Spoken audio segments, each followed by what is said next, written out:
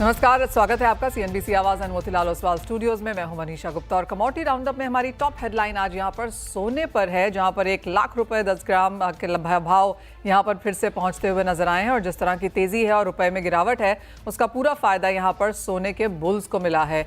यहां से अब किस तरह के लेवल्स देखने को मिल सकते हैं, इस पर करेंगे चर्चा। साथ ही बात करेंगे खाने के तेलों की, जहां पर सोयाबीन में यहां पर अंतर्राष्ट्रीय बाजारों में बढ़त देखने को मिली है, लेकिन भारतीय बाजारों में प्रेशर है। प्रोडक्शन के नंबर्स बेहतर होने की उम्मीद है क्योंकि बुआई के नंबर्स यहां पर स्ट्रॉन्गर हैं। क्या कैलकुलेशन है पूरे सोयाबीन का, इस पर करेंगे चर्चा। हमारे साथ इन सब पर बात करने के लिए जुड़ रहे हैं Sanyam Mehra, director unique chains, Dinesh Somani, founder pro intelitrade services, and DN Pathak, ED SOP. आप सभी का कार्यक्रम में स्वागत है। सोने से शुरुआत कर लेते हैं क्योंकि जोरदार तेजी यहां पर देखने को मिली है।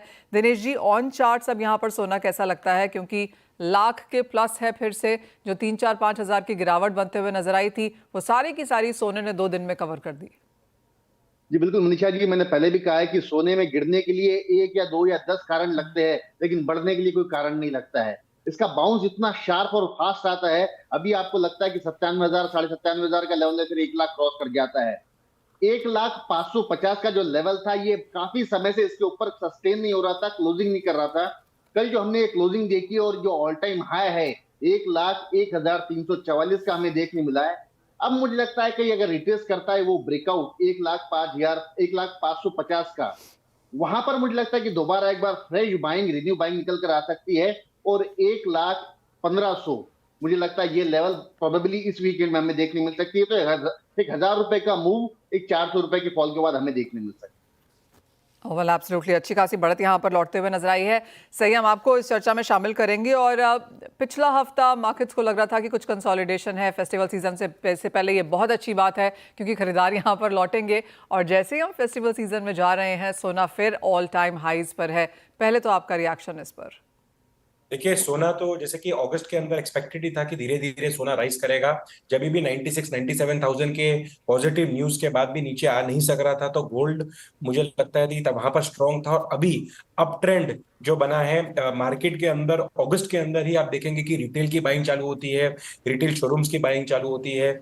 जिस तरीके से यूएस ने भी इन्फ्लेशन पे इफेक्ट हुआ है, 2.67 आया है, उसके अंदर टैरिफ्स का भी प्रॉब्लम आया है, जॉब डाटा भी पिछले हफ्ते बराबर नहीं आया था। उसके बाद हमारा जो ये फेड के रेट्स हैं, वो भी मुझे लगता है कि सितंबर के 100% इस टाइम 0.25% घटेंगे, वो भी फैक्टर इन अभी से हो रहा है। तो मुझे लगता है कि गोल्ड जो है वो स्ट्रॉन्ग फुट पे रहेगा। अभी 1 लाख के ऊपर जो एमसीएक्स है वो आने वाले 3 महीने के अंदर 1,04,000 1,05,000 के आसपास भी बढ़त में दिख सकता है। और उसके बावजूद जो अगस्त सितंबर अक्टूबर की बाइंग है सेकंड क्वार्टर की एंड रिटेल के अंदर, वो भी पॉजिटिव रहनी चाहिए, क्योंकि आने वाले टाइम के अंदर जो एंड कंज्यूमर है वो गोल्ड के अंदर तेजी ही देख रहा है और एक्चुअली तेजी भी देखने को मिल सकती है। तो 1,04,000 रुपए एक महीने में, और खरीदारी यहाँ पर अच्छी होने की उम्मीद है। संयम, ये जो जिस तरह से हमने एक बहुत इंटरेस्टिंग डेटा आया है एक्चुअली, और दिनेश जी, संयम दोनों ही आपसे उसकी एक्सटेंस लेना चाहेंगे। बर्नस्टीन ने लिखा है कि जो हमारे कंट्री के 1% सबसे वेल्दीएस्ट हैं, 60% जो उनकी वेल्थ है वो या तो रियल एस्टेट में है या फिर गोल्ड में है यहाँ पर, और काफ़ी स्ट्रॉन्ग हिस्सा यहाँ पर वो गोल्ड में होल्ड भी करते हैं। पहले तो संयम, आपकी सेंस, बिकॉज ये एचएनआईज हैं, अल्ट्रा एचएनआईज हैं जो big chunks of gold hold करते हैं इंडिया में। देखिए, पहले क्या था कि डॉलर के ऊपर सबका ट्रस्ट बहुत था। डॉलर अभी जिस तरीके से अमेरिका जिस तरीके से अभी कर रहा है बिहेव सब कंट्रीज के साथ, चाहे वो इंडिया हो, चाइना हो, पाकिस्तान हो, बांग्लादेश हो, सब कंट्रीज के साथ जितने तरीके के टैरिफ्स लगा रहे हैं, लोगों का ट्रस्ट डॉलर के ऊपर कम और गोल्ड के ऊपर ज्यादा हो गया है, रिजर्व्स के ऊपर, सस्टेनेबिलिटी के ऊपर। और आने वाले टाइम के अंदर सबको ऐसा कॉन्फिडेंस है कि अगर गोल्ड पड़ा है तो भी आने वाले ईयर्स के अंदर 10-12% की कंफर्म देगा, कोई और करेंसी के अलावा। और सेंट्रल बैंक्स भी, जैसे हम सोच रहे थे कि बाइंग कम करेंगे, ऐसी कोई बाइंग कम नहीं हुई है, सब बाइंग कर रहे हैं। जो पहले 10-15% एक एचएनआई या एक नॉर्मल हाउस होल्ड रखता था, अभी सोचता है कि बाकी कोई शेयर्स में या बाकी चीजों में लगाने से बेटर, इक्विटी मार्केट में लगाने से बेटर एक बार गोल्ड रखा जाए तो नो ब्रेनर है। और इन्वेस्टमेंट करने के बाद एक स्ट्रेस फ्री माहौल के अंदर ग्रोथ भी आएगी और एनी टाइम एनकैशेबल है, मतलब 5 to 10 मिनट्स या 1 आवर के अंदर एनकैशेबल। ओह वेल एब्सोल्युटली, अगर 1% जो सबसे रिचेस्ट हैं वो 60% अपना रियल एस्टेट और गोल्ड में डाल रहे हैं, क्लियरली वो एक वेल्थ क्रिएशन है, वेल्थ पार्किंग भी है इन सम सेंस, और उसका फ़ायदा क्लियरली हमने इन दोनों ही एसेट क्लासेस में पिछले कई सालों में आता हुआ देखा भी है। अब संयम, जहाँ तक खरीदारी की बात है, और ऑफ कोर्स यहाँ अगले हफ्ते से अब यहाँ पर रक्षाबंधन के बाद वो एक लाइन है यहाँ पर, जब एक के बाद एक गणपति है, शादियाँ हैं, दिवाली तक हम देखते हैं बाइंग आते हुए। जो करंट लेवल्स हैं, जिस तरह के प्राइसेस हैं, क्या सेंस है? वॉल्यूम में गिरावट, वैल्यू में इंक्रीज? देखिए, वॉल्यूम में गिरावट आप देखेंगे पिछले 3 महीने के अंदर तो हमारे 30 to 50% की गिरावट हुई है। और मुझे लगता है कि अभी भी इस महीने से लेके जो 3 महीने के अंदर वैल्यू के अंदर मुझे लगता है 20% इंक्रीज होगा, क्योंकि लास्ट ईयर से गोल्ड जो है 30% के आसपास बढ़ा है। इस वजह से वैल्यू के अंदर तो ग्रोथ होगा, लेकिन वॉल्यूम मुझे लगता है कि 5% डाउन भी रह सकती है लास्ट ईयर के कंपैरिजन के अंदर। क्योंकि गोल्ड जो है, आज भी कस्टमर जब खरीदने आता है तो बोलता है 5 लाख का दे दो, 3 लाख रुपए का खरीदना है या 8 लाख रुपए का खरीदना है। वो ग्राम के हिसाब से कभी भी बाइंग के अंदर नहीं आता है। हालांकि रिटेल सेक्टर के अंदर बाइंग बहुत स्ट्रांगली चालू हो गई है। जो मैन्युफैक्चरर्स हैं वो रिटेलर्स को स्टॉकअप करने के लिए ज्वेलरी की अच्छी सेल्स हुई है। और अभी से लेके मुझे लगता है सितंबर एंड तक देर आर 14 से लेके 15 B2B शोज हैं जहां पर रिटेलर्स आके बाय करेंगे और दिवाली तक अपनी ज्वेलरी को स्टॉकअप करेंगे। रक्षाबंधन और गणेश चतुर्थी के अंदर अच्छी बाइंग एक्सपेक्टेड है एंड कंज्यूमर के पॉइंट ऑफ व्यू से। मगर फिर भी मुझे लगता है लास्ट ईयर के कंपैरिजन में वॉल्यूम वाइज 5% to 7% डाउन रह सकता है। तो 5 से 7% का यहाँ पर नुकसान रह सकता है वॉल्यूम के लिहाज से। वैल्यू ऑफ कोर्स यहाँ पर कमाने को मिलेगा ही, क्योंकि प्राइसेस में इतनी ज़्यादा बड़ा देख चुके हैं।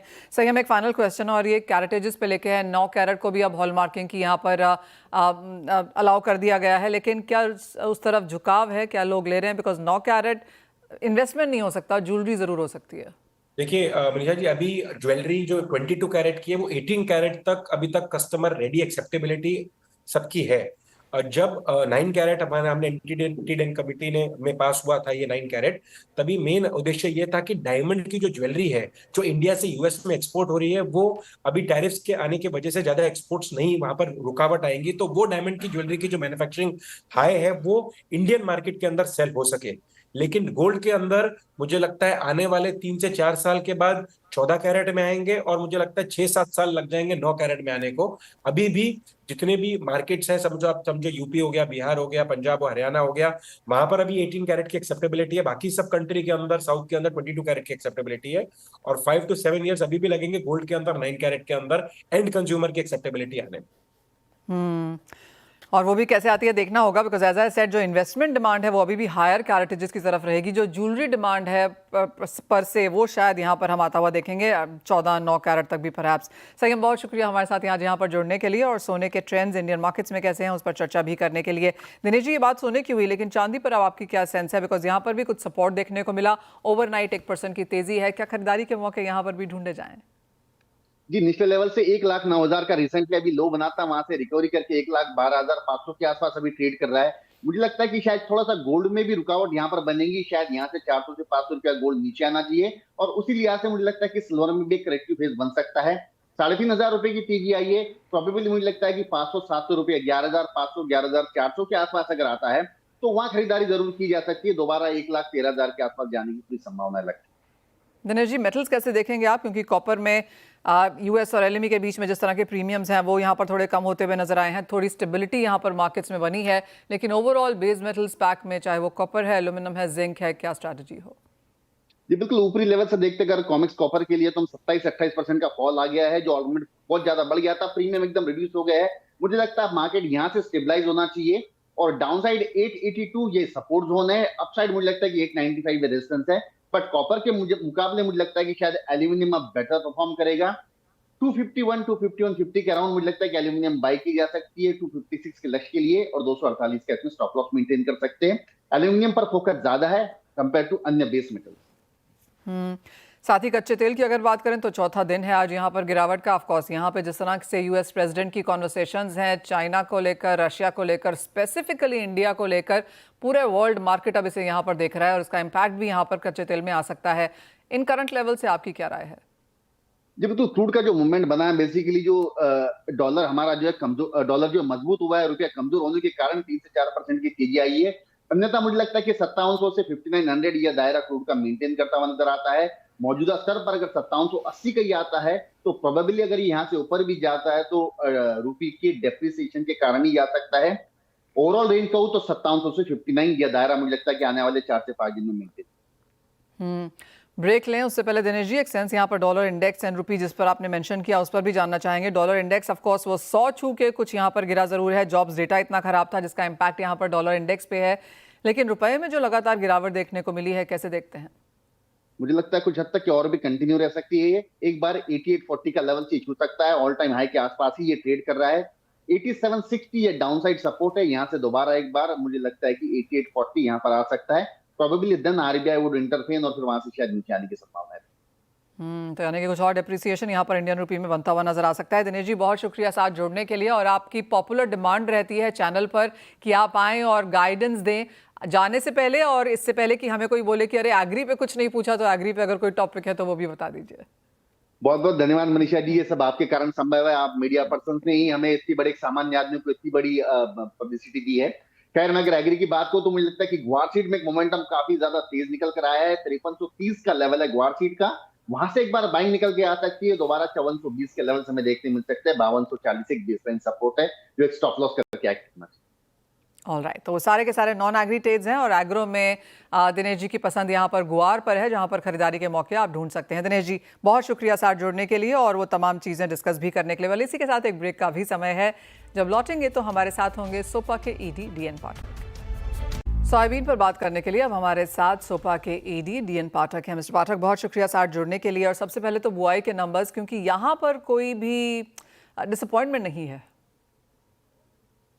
सरकारी डेटा जो भी उन्होंने कल रिलीज किया है वो अभी भी करीब पिछले साल के मुकाबले 5 लाख टन कम है।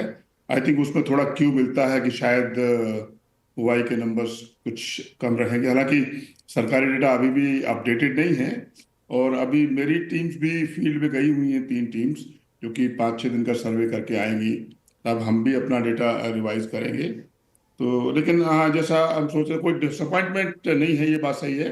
फसल की स्थिति अभी अच्छी है, नॉर्मल है, कहीं कोई समस्या नहीं है, कहीं सूखा नहीं पड़ा है, कहीं कीड़े नहीं लगे हैं, कोई बीमारी नहीं लगी है। तो अभी सब मिला के अभी तक तो सब कुछ सेटिस्फैक्ट्री है।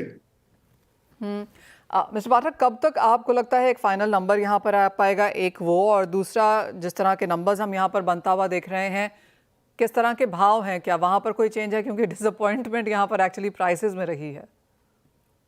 एक्चुअली प्राइस की रैली ये एक देखिए, जो नाफेड के पास अभी 6.7 लाख टन सोयाबीन है, अब वो थोड़ा सा स्मार्ट प्ले कर रहे हैं, जो कि अच्छी बात है। वो धीरे धीरे उसको निकाल रहे हैं। अगर ये नाफेड का माल नहीं हो तो सोयाबीन है ही नहीं बिल्कुल भी। मतलब किसानों के पास सब जगह बहुत बहुत कम क्वांटिटी है। आई थिंक थोड़ा सेंटिमेंटल है कि थोड़े भाव पिछले 2-3 दिन में बढ़े हैं, लेकिन अगर फसल की स्थिति जैसे मैं बता रहा हूँ है और सोइंग ठीक रही तो ये शॉर्ट टर्म है थोड़ा सा रैली, क्योंकि कोई फंडामेंटल में कोई चेंज नहीं है। एक्सपोर्ट अभी कोई ज़्यादा नहीं बढ़ रहा है, बढ़ने की उम्मीद भी नहीं है, क्योंकि फॉरेन प्राइसेस और गिरती चली जा रही हैं। सीवॉट $270 पे पहुंच गया है, विच इज़ ऑल टाइम लो। तो प्राइसेस ऑब्वियसली पिछले एक हफ्ते में 200-300 रुपये बढ़ी हैं, और ये नाफेड की जो सेल है वो बड़ी धीरे धीरे हो रही है। उसकी वजह से थोड़ा हैंड टू माउथ लगता है, और कुछ जब भाव बढ़ते हैं तो फिर लोग थोड़ा, जो ट्रेडर्स हैं या जो स्टॉकिस्ट हैं उनके पास जो रखा हुआ है वो उसको थोड़ा रोक के चलते हैं। तो वो भी एक इफेक्ट है जो प्राइसेस को थोड़ा इफेक्ट कर रहा है।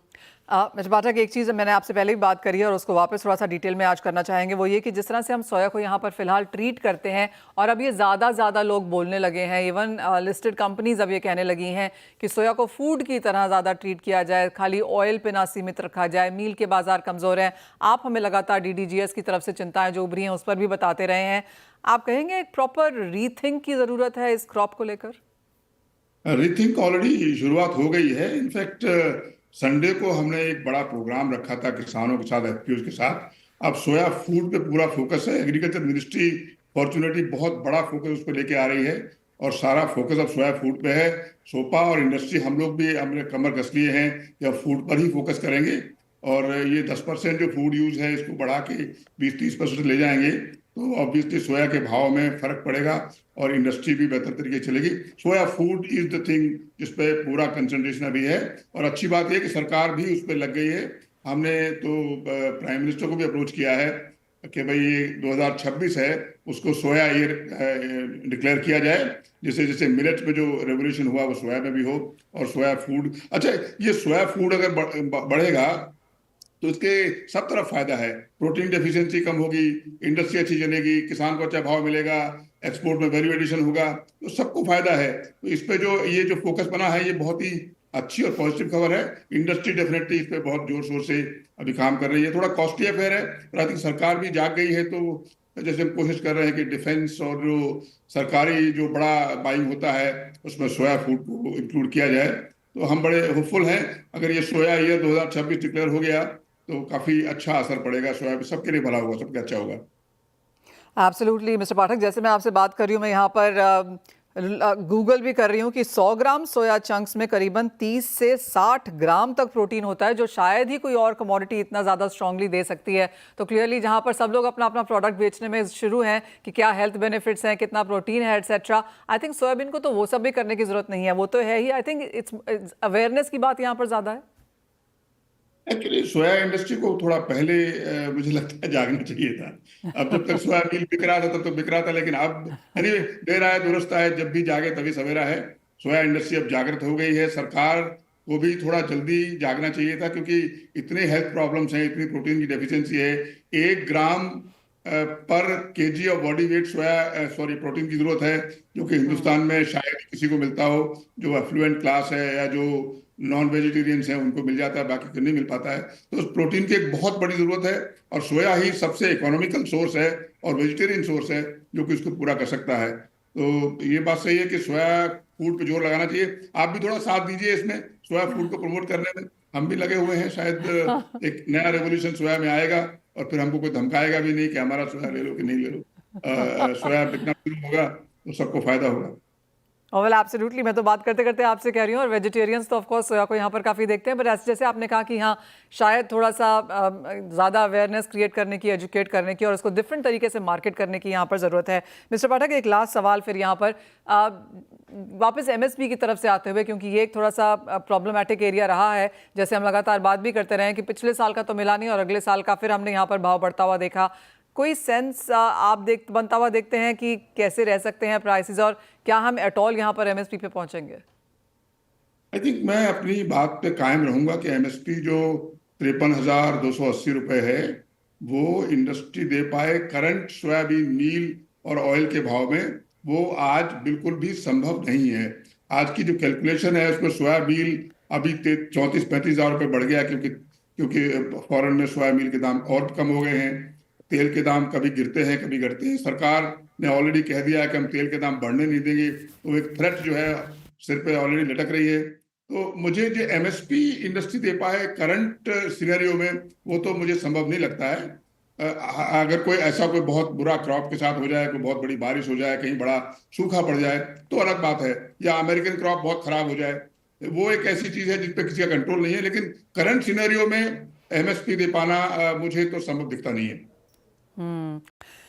ऑल राइट, तो काफ़ी सारी प्रॉब्लम्स हैं एज ऑफ नाउ सोया के साथ, और उसके ऊपर काम हो रहा है, वो एक बहुत बड़ा प्लस है यहाँ पर। मिस्टर पाठक, एज ऑलवेज बहुत शुक्रिया हमारे साथ समय निकालने के लिए और हमारे दर्शकों से वो बातचीत भी करने के लिए। वेल, इसी के साथ एक ब्रेक का समय है। जब लौटेंगे तो फोकस करेंगे यहाँ पर इक्विटीज़ पर।